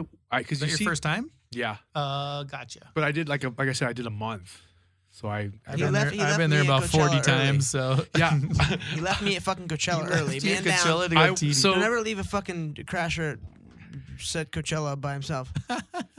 Yeah. So we had I had a house with Chuck Liddell and his wife, Oh, damn. and then Ian somehow. Ian had the best hookup of all time. He had we got him a free wristband. We got his own. Well, I think I got my own wristband. I thought we got yours called- the first day. I called my guy on my way out there. I'm like, hey, I need a wristband. He's like, you're coming to Coachella the He got day a of? free I was VIP like, yep. wristband, and then he stayed in our house for free. I did. And we paid a lot of money for that house. And Ian just fucking Oh, scored. You mean Y'all- Chuck paid a lot of money for that house? No, I paid the other half. Yeah, I didn't pay anything. But next year is always next year. You know? Ian's fucking paying for my house next Paying year. for next dick. It's on next year. I'm coming too. Always next year. It's a good time. So yeah, so I left. I went straight. So I missed the last day of Coachella. I went straight from partying That's a good at contrast. Coachella for like 3 days. least you got to straight sleep. Chopu. A You little went to bit. rehab at Chopu. I slept 8 hours. I slept 8 hours on the flight. Of course. And I'm telling you, I mean, as many times I've been to Hawaii, as Kama'aina as I may or may not be, other places I've been, Tahiti to me was just like a religious experience. I Put it this way, love the place. I remember my first time to Tahiti. I thought I met my wife, and then I was moving there. She's a cruel, all my cruel friends, mistress. all my friends were like, "Where'd you go?" I'm like, "Where do you think I went?" Oh, I went missing for like 3 days. What? Tell me about your experiences at Chopu and how you feel about that wave. Oh, sheesh. If you surf or if you know anything about the ocean, like Chopu is just mind-boggling. I mean, Did you say mind-boggling? mind-boggling. Yeah, actually, It's mind-boggling is the term. That's a flipping wave. it a little bit. I'm twisting it. He's I just watched Chopu Blades of does- Glory the other night, so I Chopu does really, that. It's a wave that really looks like it wants to kill you. oh my It's god! like- I drove a jet ski over, so I kind of know what you're talking about. Yeah, that's It right. just looks like it wants to fucking eat you. So scary looking. It's like the scariest 3 seconds of your life, or It's- 4 seconds. You know what though? It's You've never been. it's underneath one of me. those things. It reminds me of Pipeline in a way because it's like, well, It's I gnarlier, shouldn't dude. say that. It's thicker, but it's and just shallower. it's just and- you just have to have faith in yourself. It's just I gotta go. I cannot fucking puss out. I have to have confidence in myself. I gotta make the drop and turn and then just go. 100%. You got to be confident in your ability, And but it- at the same time, And as long as you don't get shaken and you stay the course, 99% of the time you're gonna be fine. yeah, there's that 1% that'll Yeah, screw that's what I'm you. saying. But as long as you don't, you don't get scared or you don't hesitation. Even if Yeah, you like, hesitation is a if I'm major saying you can't player. hesitate, if you just go and get in the wave early and paddle hard, you should be okay. I've had those sessions where I've been out like 4 or 5 hours and then I'm paddling for a wave and I didn't quite paddle hard enough and I just got tossed. I'm like, I'm tired. Like I shouldn't even be out here because Yeah. I'm drained. Like I'm gassed. Like, Not I need the to place go to in, be. Like, not the place to be. Not the place to be. So tell me about, and we're talking about the places that you've enjoyed being at. I want to hear about some of the places that you haven't enjoyed being at. Like what, tell me about some trips you got skunked or places you I went and mean, you were just it's- miserable. It's hard to complain when you get paid to surf. No, but where have you been that you've been skunked? Got the clap in Thailand. Did something fucking weird. I mean, who knows? Just throwing it out. No there. Thailand stuck in Ian's head. I shouldn't have said it. Man. I mean, I've been to Alaska a couple times, but like I said, I kind of keep my expectations low. So when Alaska's awesome though. exactly, there's so freaking fucking bald beautiful out there. eagles and Fucking polar freaking bears. whiskey everywhere and trout, Big salmon. Oh my god! halibut. So So wait, you went on a surf trip to Alaska I went on a couple of trips to Alaska. to surf? Yeah, Like it was you a bought your boards and wetsuits. a Vans trip. A bunch of us went. You Nate and Nathan and Fletcher, everybody? freaking Pat Tanner Godowskis. Is Nathan one of your favorite people? It's all time best ever. Are So- you kidding me? I man. now most people won't believe this, but I went to school with Nathan. He went to school? Yes, exactly. Nathan Fletcher went to school, and now I'm talking about elementary he's a school. genius. He went to elementary school. that was about. I'm pretty sure he stopped going to school in 7th grade. I'm sure Dibby and Herbie took him out. So Smart decision. Pretty high number. tell me, I want to know about surfing in Alaska. It's not as cold as you think it was going to be.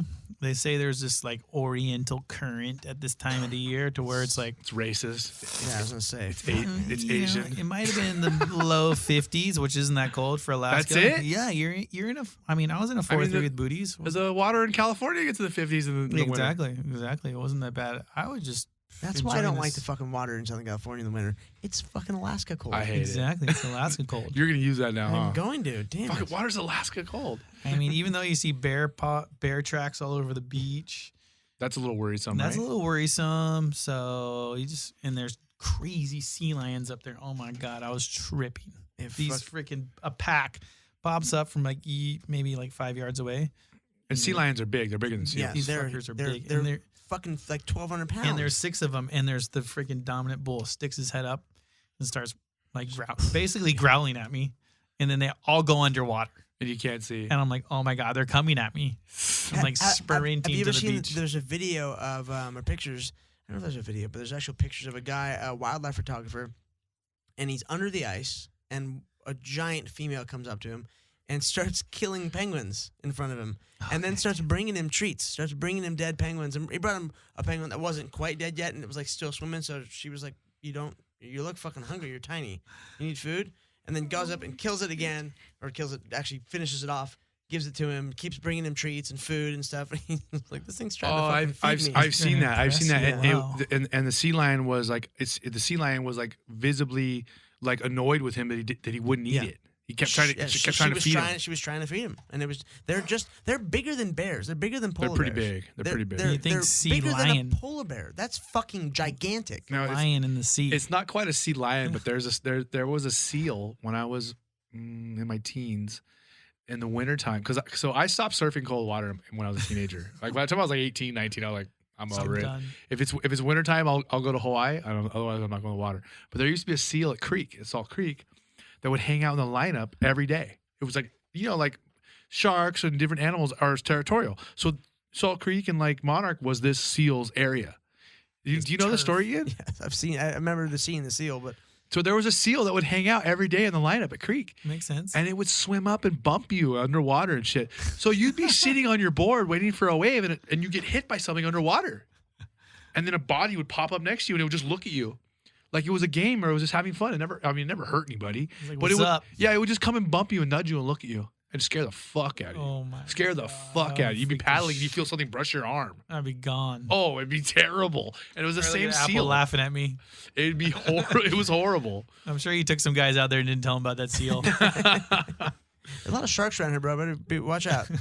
It's a nesting ground right here. Well, that's another thing I want to ask. I want to ask your opinion on Reef. Do you think that Australia, Hawaii, California, do you think that there is more of a shark problem in the last few years, or do you think it's more of a problem of media and people having GoPros and that's because there's drones, there's no more sharks? Some people say there's no more sharks than there was. We just have more cameras now. Or do you think there's more sharks because we're hearing about record numbers of attacks and sightings now in Hawaii, California, and Australia? I think it's a combination of a lot more cameras and maybe a lot less food for those guys to eat. Yeah, because we're ruining the ocean. Yeah, the ocean is unfortunately It's getting just slaughtered. It thrashed. sucks. Because I love fish and sushi so much, but I don't know, man. I mean, the sharks love the same fish. Probably we like to eat as well, so that kind of sucks for them. I don't know. It's hard. It's a hard one to put your finger on, but I feel like it's just because there's more cameras and there's less food. I'll take a couple years off. I'll just go kill deer and moose and elk and fucking pig all day. I'll go get all my own food from the land. Growing up on Kauai, obviously Reef is very familiar with sharks. I mean, between Michael Coots and Bethany and all those people. I mean, have you had a lot of shark experiences? And if so, were they on Kauai or were they other places? Yeah, 100% of my shark experience has been on Kauai, but at the same time, I don't really I don't get freaked out by them. They're there. And if they want to chop my leg off or do anything to me, they're going to do it, and I'm not even going to see it happen to me. So That's what I always think. I always think if it's going to happen, I'm not going to see it coming. Yeah, because that shark's going to come from deep water. It's going to come up at me at full speed. I'm never going to know it's there until it's too late. I can understand how Mick Fanning at Jeffreys Bay, when that happened to him, you're in South Africa, your senses are kind of on high alert, and yeah, he might have, I'm guessing he probably did feel something because you're in South Africa and there's so many freaking wild animals that could eat you and kill you in a flash. But it's funny because as bad as people think about Western Australia or South Africa, most people don't know the worst place in the world is Reunion Island. Yeah, So- Jeremy Flores. So do you know, Ian, that there's basically an island off of Africa where it's a French island, and they have you cannot surf there anywhere anymore. You are not allowed to surf. It's a law because so many shark attacks. And they just had, I think in the last year, they finally did like a surf contest, right? Did you hear about the story? Oh, yeah. And literally they said, okay, we're gonna we're gonna have a little surf contest. We're gonna let some people get back in the water. The first event, a 12-year-old kid got eaten in front of everybody.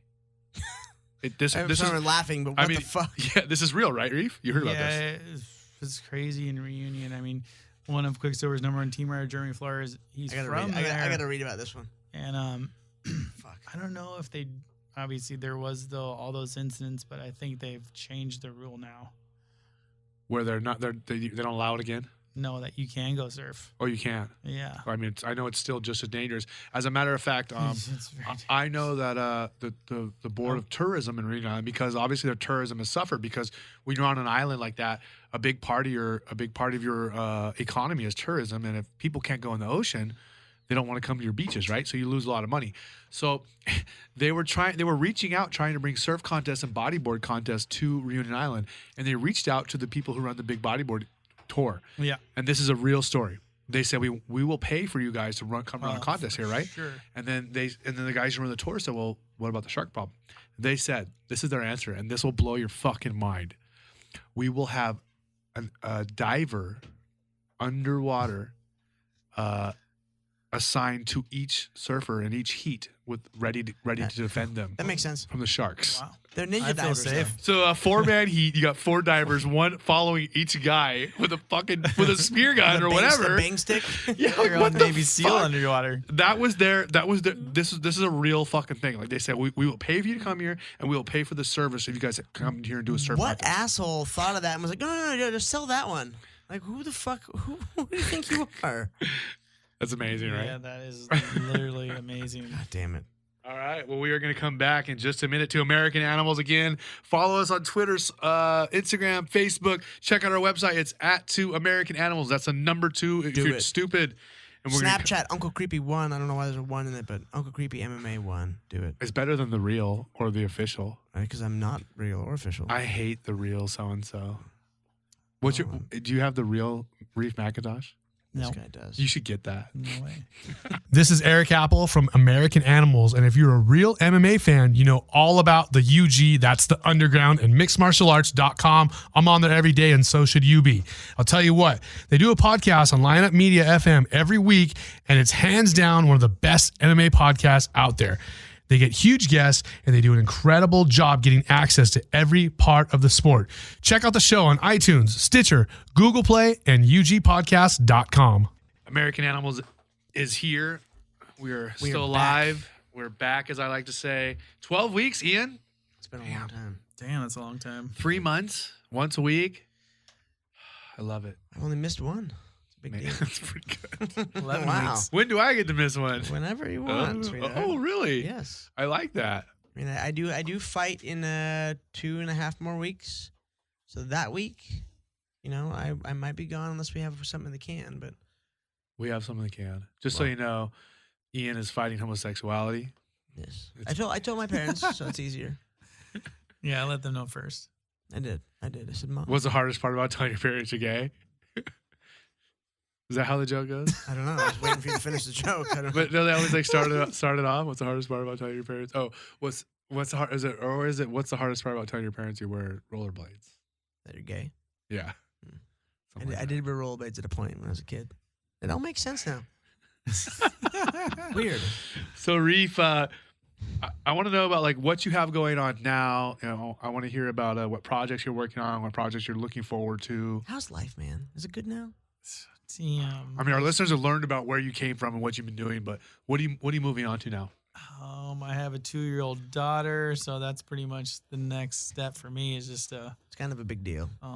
just enjoy every second as much as possible I can with her, and I don't know, just keep surfing it, and I just try not to put too much stress on myself because as you get older, you start to get gray hairs and shit like that. So I just try to keep it, positive. Hang out with the Godowskis brothers a lot. Yeah, so Stay tell happy. us about Malibu, which is where you've made your home in the summers. Oh man, like Again, another place that doesn't suck to live in. I don't know, Malibu's pretty far, dude. I feel like it's far from far. everything. He doesn't care. So if you're in Malibu, you're in Malibu. Yeah, It's a nice exactly. spot. I mean, I never ever thought I could live in California, and I remember when Danny Fuller, my good friend, moved here, and I'm like, damn, why the hell did I move there, dude? He's like, oh. I'm like, you're crazy. I'll never leave Hawaii. And then literally 5 years later, I'm like, man, you're a freaking genius. I should have followed you. But anyway, Why? What do you like about being up there?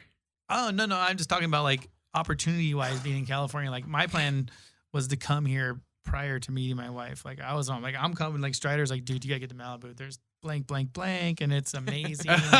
You need to be. I'm like, okay, so I like broke up with my long term girlfriend, and I was like, I'm coming this summer. It's on, and then I wonder if blank, my blank, blank is wife. asses, titties, and vagina. I met Are those my just reblanks? Mouths. I met my wife, and Mouths. she was actually going to UH on Oahu, and She she just ended up being- totally cockblocked you then. not necessarily kind of. That's the like, one thing about girlfriends and wives. They're such a cock block. I know. She what didn't the really. fuck, She man? kind of like laid it out for me to pave the golden road for me. It was too easy to come into Malibu. Like Strider, literally, I called Strider and he's like, "Where are you?" I'm like, "I'm here in Malibu." He's like, "What do you mean? Where are you?" I'm like, "Oh, I'm at Costa Escobar." He's like, "What are you doing?" "Okay, I'm coming down right now." He literally came down. He's like, "What are you doing down here?" I'm like, "Oh, I'm kind of dating the owner's daughter." And he's like, "How did you come to Malibu and already be the king of the town?" I'm like, "I'm not a king of the town. I just, You're winning though. You are. Yeah, You're he winning. was like, "Oh my God, you're dating the owner's daughter of Costa Escobar." So talk about that. So our listeners obviously don't. Most of them don't. I'm sure aren't going to know what that is. So tell us what it is. It's just a Mexican restaurant in Malibu that's been there, I guess, forever. And Strider's been there forever. So he was like, "Oh my God, how did you? What's going on?" Like, so anyway, I came there and on my way to like Fiji. So I was like, kind of looked around. I'm like, this place is pretty Because cool. it's totally on your way to Fiji from Hawaii. Yeah, totally. LAX, Malibu's close enough. Well, so there's no more flights that go from Hawaii to Tahiti direct. No, it's just easier flying through LA. It's easy 10 hours out of the way. And there's a little more action going on your way there and on your way back. So, break up the trip. So Reef's not as dumb as we thought. Yeah. Nah. That's what he's saying. Because he has a system. So what do you? So I want to know about your daily or your weekly. What's your deal over there? What are you doing? Are you really in the water that much? You're a fucking camp counselor, aren't you? It's so funny because people always ask me, it's like, "Dude, what are you doing, Malibu? There's no waves there." I'm like, "Yeah, fuck the waves." No, suck." I was talking about Hawaii, but no, Malibu's different. People wonder why I'm here or like why do I? I'm like, there's no waves in California. I just work out at the gym a lot and watch TV. And I barely go in the water here. like today, the waves were so fun. I was tripping. I was like, "Oh my God!" And there's no one around, and like one of the most popular it's crowded funny cities in the world. because every time there's like good waves in the summertime, you always see on Surfline or in the magazines pictures of Reef getting like Ventura or like Oxnard. I try and stay productive, and at the same time, I just try and surf a lot because that's like I feel like that's the best training for me, even if it's 6 inches like it was today. But it was so fun. Are you doing a lot of cross training, a lot of other stuff to stay in shape? My wife's uncle Joey Escobar, he has a karate studio in Malibu, and I definitely do his kickboxing class Monday, Wednesday, Friday, That's good. just to keep my cardio up. But at the same time, Karate, huh, bro? I wouldn't even call it karate. I just kind of hit the bag, hit the mitt, and I'm just teasing. do some you. burpees and I'm all just that kind of stuff. Do you wear American flag pants? Nah. Nobody wants a swift kick to the face. I'm wearing a pair of these bad boys. You think somebody thinks I'm a loser when I go home to Starla every night? I kind of do that. I don't know. I just try and. I mean, there's not waves all the time, but it's been a pretty fun summer for waves. And other than Quicksilver, I mean, do you have a lot of responsibilities for your other sponsors like Rockstar? Yes, I definitely got a lot of responsibilities. Like being in California, there's so much like that goes on that if you're in Hawaii, you would never be involved with. Of course. But if you're in California, you're easily accessible for all your sponsors, so you're kind of doing a lot. It's Not a lot, much but better for business. You're more, you For turn their yourself- business. You turned yourself into an asset to all your sponsors. So we're like, "Oh, Reef's here, he can do it." And then sometimes they overlap. I'm like, "Oh, I can't do that. I got this event going on," or "I can't do that because I got this going on." So that's where you stay productive And the Rockstar thing kind of started with an opening from Sunny. it was 100% Sunny. Like I remember when he got sponsored, I'm like, "Wait, what?" You know who did that? Who? I'll tell you. Me. Ask him. I Just ask him. took Sunny to Steve Mateus' house on 4th of July. That makes sense. And there was some partying going on, and the deal got done. I mean, I remember Sunny was the first guy I thought was sponsored by Rockstar and Surfing, right? I think he was, yeah. Yeah. I think he was. And I might have been the second. Good. Epic. I remember when he got sponsored, I'm like, "Dude, I want to get sponsored." And then I met Craig. What's up, bro? How do we work this out? It seems like that's how it works for most of our friends. Yeah. Hey, what's up? That's a good deal. How do I get that? Party? I mean, obviously, you want to have a little bit of credentials, so that always helps. But at the same And time, are you kind of glad to be a part of something that like not everyone else is a part of? You know what I mean? There's a lot of other guys on North Shore who are riding for Monster. Not a knock on Monster, but do you like being a part of something different? You don't want to look like everybody else.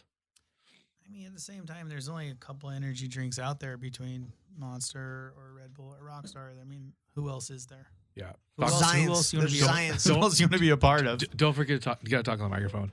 Another thing I want to ask you about is with Have you experienced anything, or what are the things that you've heard or kind of felt about with the whole deal with Quicksilver going bankrupt and being bought up by their debt being bought? Have a lot of things changed there for you? Pretty much the last like 5 years or 4 years has been pretty stressful. You never, I mean, you like to say but you don't know because you're just at the end of the day, I'm an outside contractor. You're a small pawn. I'm a very small pawn, but like I said, I try to turn myself, with all my sponsors, I try and turn myself into an asset to where they can't go on without me. So with me and that house, basically, if there wasn't me, there would be no house because the house would get burned down. In a nutshell. So I try and do that with all my sponsors. And at the same time, I mean, I understand the nature of the game and the industry and the timing and all that kind of stuff right now. So How interesting is it that the same company that owns the debt from Quicksilver owns the debt from Billabong? Weird. Isn't it? It's pretty funny, yeah? It's pretty crazy. It's a pretty crazy time for action sports in general because the brands have suffered and struggled so much, right? It's tough right the now. landscape has changed so much, and people don't know that. No, they don't. They think everything's hunky dory, but that the game has changed, and I mean that's why I'm here with you guys right now because the game has changed, and I hope to be one step ahead of the game. Well, yeah, Exactly. it used to be that athletes could just go out and Do their thing. be good at their sport, and they got paid for that. Now it's about how many followers do you have, how many impressions do you have. Tell me about your engagement. What else have you been doing besides just surfing? Yeah. Who do you hang out with? What do you do? It's like, dude, I'm a pro surfer. I'm a whatever. No, that's what I do. No, what else do you do? Unfortunately, I look at it and I kind of scratch my head, but I don't say anything. I just keep my mouth shut and be thankful for where I am and for what I do. You got to adapt and survive, brother. Exactly. Let's talk about. Let's switch gears a little bit. I want to talk about some current events that have been going on. This last week, Kelly Slater winning a WSL event, the first time I believe in 2 years since Pipeline. Kelly Slater at 44 or 45 years old, 44 years old, won Chopu. I want to know your feelings on it. Basically, did you watch the whole event? Yeah, 100%. Like basically, it's the first time he's won a WCT contest since he took off the Quicksilver logo. Oh, it is. Yeah. Oh, wow. I mean, he's won some. I didn't know he even took it off.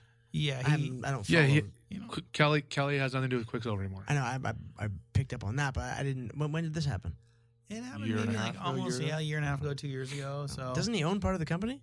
He did when it was public, and then it went bankrupt, and now it's all gone. I'm sure he sold some of that stock before. I hope he did. I'm sure he got inside tips on that kind of stuff, but it wasn't even worth much then at the time. But I mean, I watched the whole event, and sheesh, it's amazing to see him do what he does at his age. I mean, I hate to say like the whole age thing, but I mean, I'm right behind him. But I mean, he is on a different level. He's such a badass.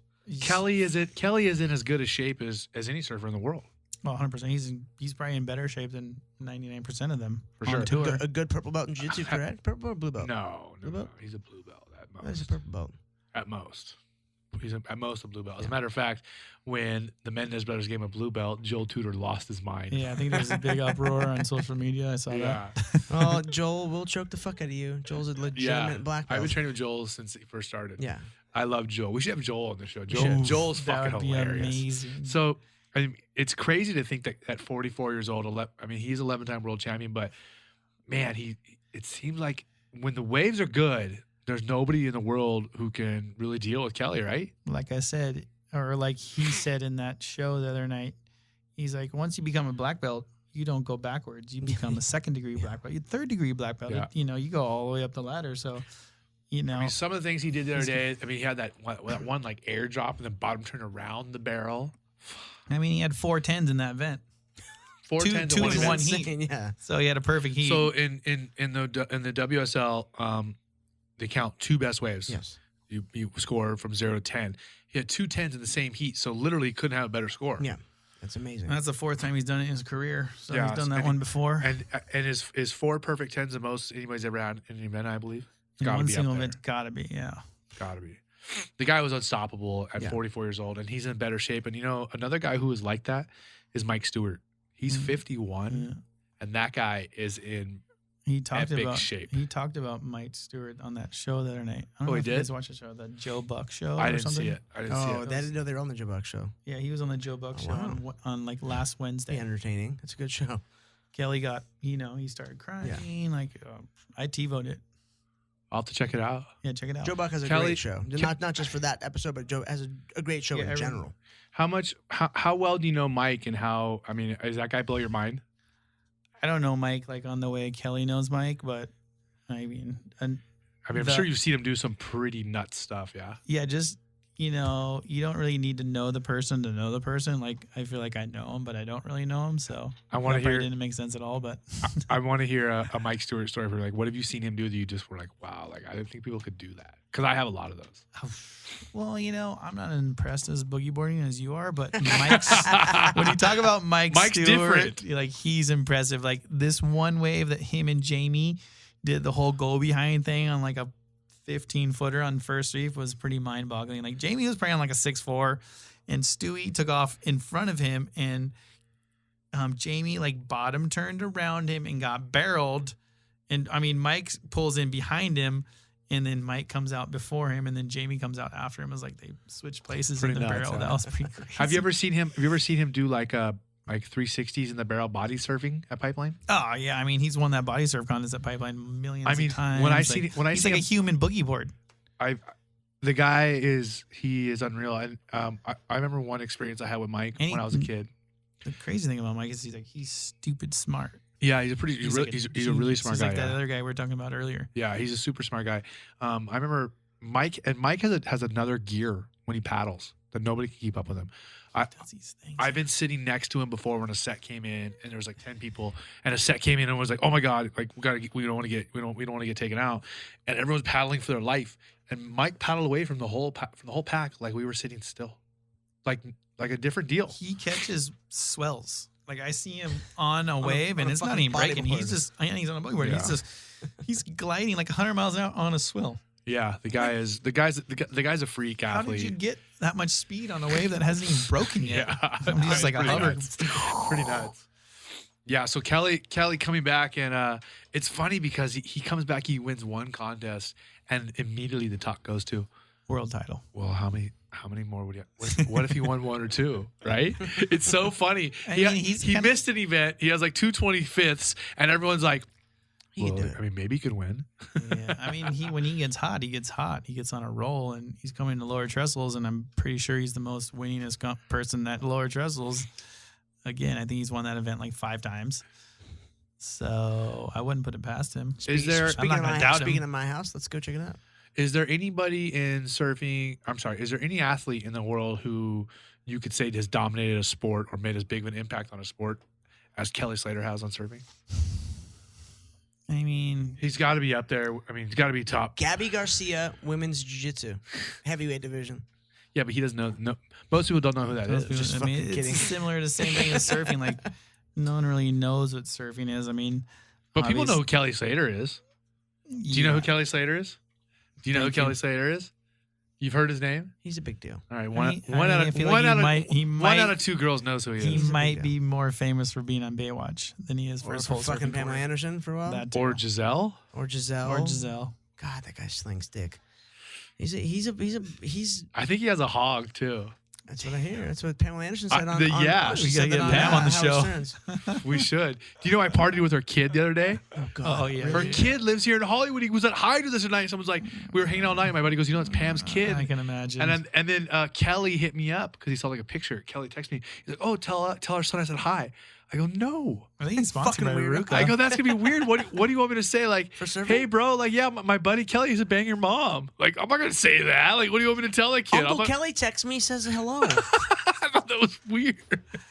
That sounds like something he would say. Yeah, I know. Hey, tell him to say hi. I'm like, He "Oh." literally told me, like, let's say what's up. All right. Yeah, sure, bro. Okay, bye. Hey, listeners, Erik Apple from American Animals, and today's podcast is brought to you by Amazon. It's really easy to support American animals. Before you shop at Amazon, and we know you all do it, go to our website. That's the number 2, AmericanAnimals.com, and click on the Amazon banner on the homepage. It's that easy. Remember, that's 2, AmericanAnimals.com, and click the Amazon banner before you shop. Here we are, and here we go. American Animals, Erik, back. and McCall. Reef McIntosh from the beautiful Garden Isle of Kauai. You know, I wanted to ask you something. How often can you see Kauai from the house, a pipe? Because I saw it for the first time in all these years recently, and I was blown away. Geez, I haven't seen it that often. Maybe a handful of times. I don't know. There's the whole conspiracy that I keep hearing out there that the Earth is flat. Yeah. So You didn't hear that's a new revelation in science. that's flat. why- I'm the wrong person to bring it up to because I've had to hear about it. I heard about it for quite a long time with an ex-girlfriend who. But I see it. 100% Who You is a know. fucking idiot? Thank you. Well, wait a second. Now, I don't believe the world's flat, I don't either. but those people have some of the quote unquote evidence they have is somewhat compelling. Like you can't. They have some things that they'll say that you go, I don't know how to say that's wrong. Science. I'm not a scientist. I just had to say science. No, what I'm saying is Science. they have some things that they call their evidence. I know. But That if just I say showed that science. to you, you would not be able to tell me how that's not correct. I'm not a I scientist. guarantee it. I would just say science. But yeah, it's pretty cool when you can see it. I was blown away. But here's the I mean, thing. it's only 100 miles away. But here's the thing. Really? Yeah. Is that But far? but that's Yeah, I didn't know that. so Wow. you know that the fact that you can see Kauai from Oahu, and it's funny. I love when we give these tangents because I was not trying to talk about flat Earth shit, but he brought it up. Yeah. You know that's one of the things they say as evidence of world's flat, because you should theoretically, with the curvature of the Earth, you should not be able to see something 100 miles away because Kauai's not tall enough. But you're only seeing the tips of the mountains. But like I said, theoretically, they say you can't see. You should not be able to see shouldn't it be able to see 100 miles. because of the curvature. You should. At something like 5 miles or 6 miles, you should start falling below the horizon. So that's literally one of the things that go. If you can see Kauai from Oahu, then the world can't be round. That's one of the things. I'm just saying. Let's say hypothetically, you're out in front of pipeline. You can see Kauai. You're on a freaking boat. Take the boat straight to it, I guess, yeah. and you're. Well, wait. That doesn't prove As you anything. get to it, the island's gonna get bigger. Yeah, So that means you're- I don't know. We should have a conspiracy good, theory episode. And I can just, we can have Eddie Bravo on. He'll do all that shit. I love conspiracy theories. I'm into it. You should get Bruce on here. Oh yeah, He's into sure. them? Pardon? He's into him? Oh yeah. Okay, well, big Oh yeah. Oh, Bruce is I big can't into it. wait. I'm gonna get it. Chemtrails and fucking Bigfoot and all But a kinds lot of those crazy things shit. have improved. See, it's so funny because this is normally our segment where we do our call outs. We have normally every week we do our celebrity call out, or we call out people that we have a problem with, or people in the media. But Yeah. let's talk. Let's spend a few minutes talking about, Flat Earth conspirizers. or just conspiracies in general. Do you believe in any, Reef? Is there any that you were like, well, I kind of believe that? I believe there's aliens. Okay, I'll leave it at that. you and Tila should meet. So you guys don't believe in aliens? I didn't say I didn't. I'm No, just saying. This was the best way it was explained to me that, okay, sure, there is trillions upon trillions of whatever the fuck is out there. And the fact that there is other life out there, sure, there is. Great. But the fact that it's so far more advanced than we are, because it took us how long to get this advanced? We don't know if it's been once or twice or 3 times in our past that we've been this advanced, but we know that there's been former civilizations. Most likely they haven't gotten this fucking far.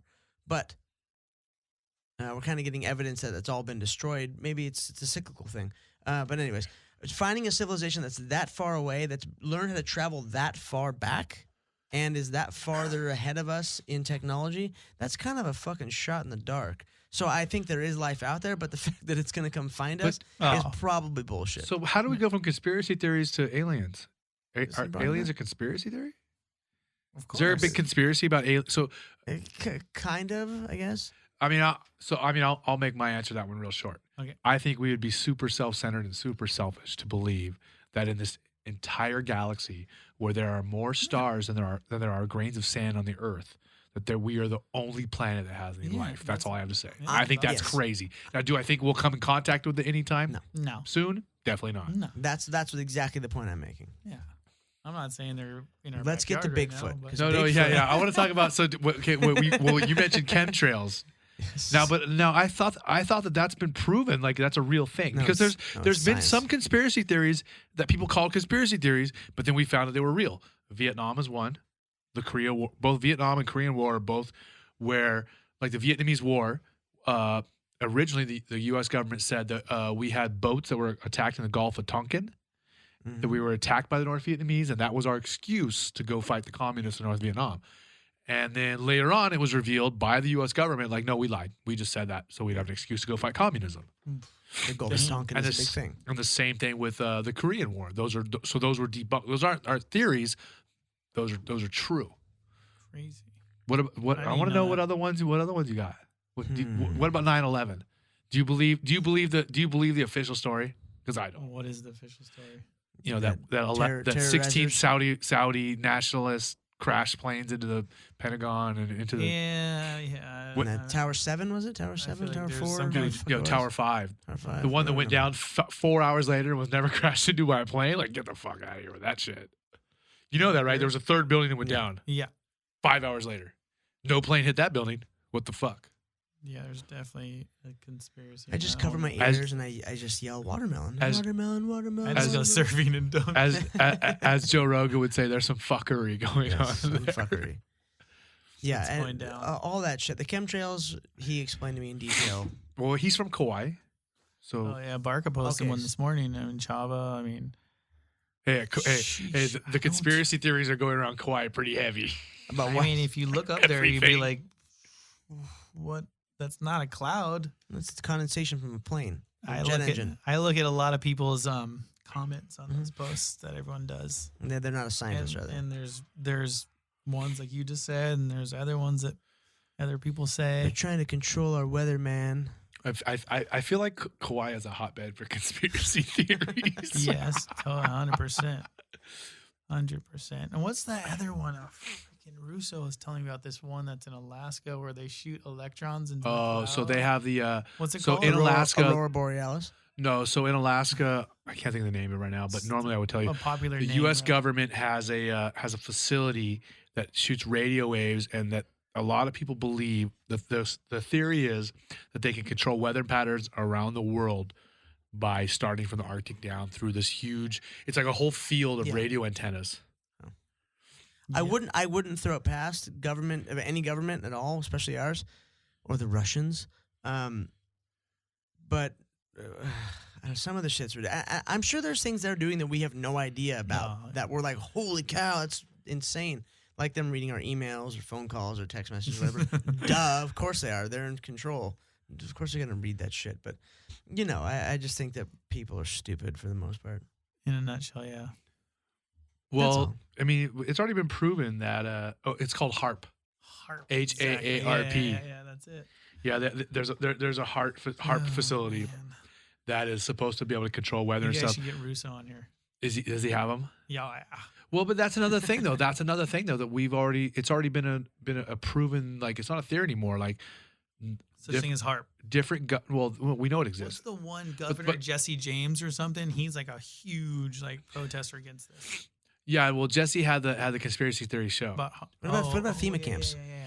Well, let's finish the first one. So it's already been proven that the U.S. government and Soviet Union and China, they have ways of manipulating the weather. It's a fact, 100%. There's no theory there. They're collaborating. They have stuff. They have different gases and stuff they can release in the sky that can create condensation and make clouds rain. It's already a fact. It's a known thing. So I want to read about this. I love it. I'm super into it. But I also read that people who believe conspiracy theories are like a certain type of Autistic. Gemini. fucked up weirdos who actually. There's people who fall for all of them. And maybe I'm one of those people. Do you think so? I'm feeling that way right now. You're a little gullible. Not very nice. Well, normally we would get to a little our celebrity call out. Do we have anybody to call out this I week? don't. I'm happy with everybody. You're so nice. You're such a I pussy. know. I can't think if we want to talk shit. God, Ian used to be the scary kid who could beat I'm everyone calling up. out Ronda Rousey right now. Are you? Okay. Whoa, She's Reef, back in the octagon. whoa. Reef got right into it. I like it. She's about your size. She's 6'4"? She's about Damn. 6'4", 240. She's I hate to bump into her in the club. She's over 2 bills. She was at the ADI Cow. Did you see her? Don't fat shame her. Everyone else does. Not us. She's over 2 bills. 100%. She's a big girl. She's huge. She heavyweight? She She's fights. light What does she heavyweight. fight She at? fights at 135 pounds. She's but- heavier than. 135. So she is literally 70 pounds overweight right now. God damn. She's big. She's She's so depressed since her loss that she fell apart. The guy has gotten bigger. And I mean- actually, one girl was just got in trouble for her Pena. Yeah, she was like talking about her fat arms. About her fat arms. I had some interview where she was like, that. nobody cares like Ronda Rousey and her fucking fat arms, anyways. Oh. She, she lost. She took it real I just hard. wanted her to and- come back. That's all. And she could make a comeback. I mean, there's just a few. I don't know who knows. She's a superstar, and I guess the sport needs her. But yeah, she's What do been you shocked. Well, after that ass kicking that she took, and the way she left and everything, she should just go and stay in movies and not deal Well, with it anymore. here's the thing. So Reef, I mean, everyone gets their Reef's ass not a kicked. fighter, so he doesn't get it. So in fighting, there's people who are quote unquote bullies. Yeah. They're the type of Oh, yeah, people she was who a bully. who if they're winning and things are going their way, they're a monster and they're good and they're fucking fearless and they're badass. And then there's the time when something goes wrong, and the people who are bullies, they can't handle that. There's some fighters like a Robbie Lawler or Rory McDonald who can take a beating and hang in there and come back the next round. Ronda Rousey's not apparently. I'm sorry. So far, hasn't proved me one of those people. Something went wrong for her, and she fucking fell apart, and she's over it. But, and Ian and I like to do this. We'll kind of bash people, but fuck it. She's got millions of fucking dollars. I wouldn't fucking fight anymore either. Fuck it. And she made. I got made movie so offers. much more money from movies. That fuck that. You know, I got $1 million movie offers. I fucking yeah. got 10 million plus in the bank. Why the fuck would I ever fight again? You know, and being big and being big and thick is sexy now. So you can fucking pull it off now, or whatever. I don't know. God, you sound like a women's lib fucking person. I'm just saying. I call her big and fat. Like I give a shit. Yeah, She's she's big and fat. she is. She's a big girl, but you know she's a fucking badass. She's and not missing any meals. No. Just put it that way. No. She's getting her Wheaties. Damn, she used to be 135. No, That's though, what she used weighs in to fight. She used to weighs in at 135. She I mean, probably Ian walks weighs the in at cage. 125. Yeah, she probably walks in the cage at 155 pounds.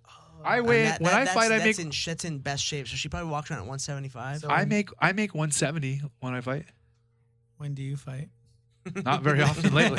Not very often these days. So when she fought Holly Holm, she was when she walked in. She was No, 155. at weigh-ins she was 135. By the next day she was probably 150. Yeah, 150, 155. Women put on weight differently, but Can you believe Ian makes 125? yeah, Oh, you can. yeah. so many little. God. Anybody else you want to call out? Nah, I just I watch a lot of ESPN, so that I saw that on a show today. You saw first take today. First take, exactly. I They love were it. calling out Ronda. I was like, oh wow. They were bashing her because She should fight again because it's good for the sport. It's good for her brain. I don't know. I think, in my opinion, I think in my humble opinion, I may or may not know very much about this stuff. I think she's fucked because it's been over. It's gonna by the time she fights, it will have been over a year. She got fucking KO'd. That confidence is gone, and other people are not gonna be afraid of her. She's got ring rust. It's too late. And Holly Holm, who just beat her, lost the next fight. yeah. Because and then if you see Holly Holm came out for her fight after that fight, she fought that Russian chick. I can't pronounce her name. Oh yeah, 'cause- she got fucking her ass beat. and Holly Holm looked shell shocked. I mean, she was throwing every punch she threw was a foot away. Yeah. Every kick she threw was a foot away, and then she'd get cracked. And that girl was tricky and good. And I think Holly should be able to beat that girl. Yeah, she should. But she looked shocked, and she didn't get an ass kicking. She got ground down and then choked unconscious like a fucking champion does against Misha Tate, who was afraid of her the whole fight. And now Ronda got her ass kicked viciously and has taken all this time off. So I think she's fucked, man. I don't know. I think for her own health, she should stay away. But I think for the sport, come on back. I think she's fucked too, but Yeah. and again, like I said, we can make fun of her all we want. I could say she's fucked, but look she's got She's a champion 8 figures plus. I guarantee she has 8 figures plus in the bank. for sure. Who fucking cares? Good for you. Yeah, she's winning either way. Yeah, she's winning the game of She life. is winning and as 100%. Randy Couture said, if losing a fight is my biggest problem in the world, I got a pretty good life. So Reef, Thanks, Randy. we're done. Yes. That was amazing. Thanks for Reef, coming by. how do people find you on social media? Happy Reef 76. Happy Reef. There you go. That's my middle name. Happy. Brah. It's not Haoli. Twitter. Haoli? Nope. Haoli is happy in Hawaiian. You know that? Obviously, you know that. You didn't know that? I did, but I don't. Oh. I thought you were Kamaina. I forget Hawaiian studies and all that kind of stuff. So people find you Happy Reef 76 Happy Reef on Twitter, Instagram. So the same. Same, but Yes. they're different. Okay. Same. They're not linked. Only different. What is that from? From Same. The Only Dictator? different. No, the Dictator. What's the fucking? Oh yeah, with the Korean one. Yeah. That movie's good. Super racist, awesome movie. That's the one about North Korea that didn't get released. Yes. Oh, But didn't didn't get get released, released. but got released. I think that was all The fake. interview, Yeah, the interview. I think that whole thing was faked. By the way. That was some good hype. The Chinese they tried to. They're the Koreans. What kind of Chinese are you? Anyways, we'll stop being racist since we Yes. love Sorry, Chinese guys. people. But yeah, there's an Asian girl in the room. We're fine. We get away with it. Oh, That's there good. you go. All right. I have an Asian friend. I can talk all this shit I want. Yeah. All right. Reef McIntosh. Thanks, guys. Thanks for coming by American Animals. We love it. We're going to promote the hell out of this online. Yes. And thanks to Quicksilver and Rockstar for taking care of Reef. Uncle Creepy MMA is all my shit. We will catch you guys next week here on American Animals. Shoots. Thanks.